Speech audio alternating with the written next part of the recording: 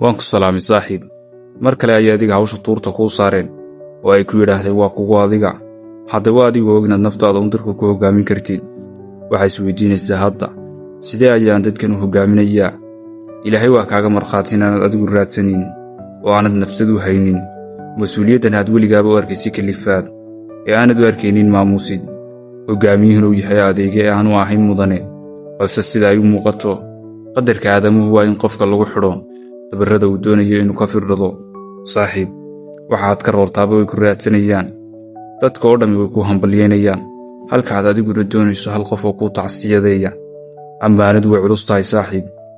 ilaahay samooyinka, dhulka iyo buuraha ayaa u bandhigay, markaasay wada diideen inay qaataan. adiguna waa adigaas imika tuurta u ritay. alla maxay dulmiyo aqoondarro isku kaa bahaysteen. inaad adigu isa samaysiisay ayaad isku dayaysaa, markaasaad haddana xasuusanaysaa odhahdaadii guunka ahayd ee ahayd inaan ilaahay ku rarin la'aanna midho aanay sidi karaynin. maadaama uu ilaahay mas-uuliyadda kuu xambaariyey, waad awooddaa gudashadeeda. ma garanayo samirsiisaan ka ahayn.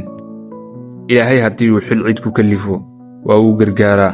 ducadii cumar binu khadaabna sidoo kale samirsiis ayaad ka helaysaa. ilaahayo kuma weydiisanaya rarka inaad ii fudaydiso, ee waxaan kaa baryayaa dhabarkayga inaad ii quwayso. waxaa samirsiis ku noqonaysa sida qalbiga hadalka leh ee uu cumar u ducaystay inaad u baryo tanto. ilaahayow adiga ayaa talo oo dhammi gacantaada ku jirtaa. aniga gacantayda waxba iguma jiraan, tab iyo taag midna melihi, ee adiga ayaan tabtaada iyo taagtaada micinsanayaa. waa lunsanahay ilaa intaadii hagayso, waan jahwareersanahay ilaa inta aad hanuuninayso, waan qallafsanahay ilaa intaadii dabcinayso. allahayow ila jir oo ilbiriqsina haatee qudhayda ha igu hadlayn. haddii aad naftayda ii dayso, iyadana waan gubayaa, dadka kalena waan galaafanayaa. kadib ii kaalay, fadhiisoo ii dhegayso, aan ku warrame maxay nolosheenna taraysaa qadiyad la'aan? qiimigeenna dhabtahay waxa uu ku xidhan yahay waxaynu ku degnay ee aynu joogtayno, ee kuma xidhno waxaynu ka tagnay ee aynu faraha ka qaadno.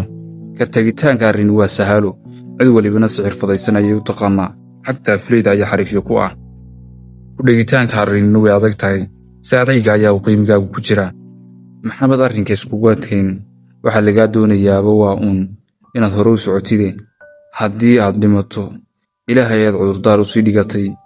mana jiraan wax ka milga iyo meeqaan weyn inuu qofku u dhinto qadiyada uu aaminsan yahay darteed. haddii aad noolaato, macaansiga ka dhabaynta qadiyaddaasi ayaa daal kasta kaa daweynaya. ee guntiga dhiisha iskaga dhig, taag iyo tamar waxaad haysanaysa ku gee gudashada waajibkaaga. nabaadiina saaxiib.